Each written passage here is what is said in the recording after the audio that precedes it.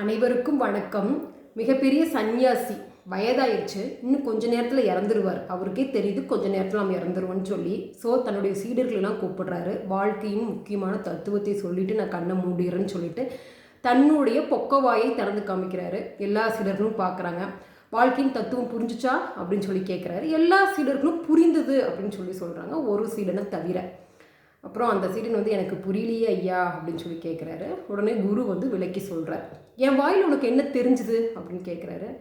ஐயா, உங்கள் வாயில் ஒரு பல்லு கூட இல்லை, நாக்கும் சிறுநாக்கு மட்டும்தான் இருந்துச்சு அப்படின்னு சொல்லி அந்த சீடன் சொல்கிறார். இதுதான் வாழ்க்கை. வாழ்க்கையில் கடினமானது சீக்கிரம் அழிந்துவிடும், வன்மையானது சீக்கிரம் அழிந்துவிடும், ஆனால் மென்மையானது வாழும் அப்படின்னு சொல்லி சொல்கிறாரு.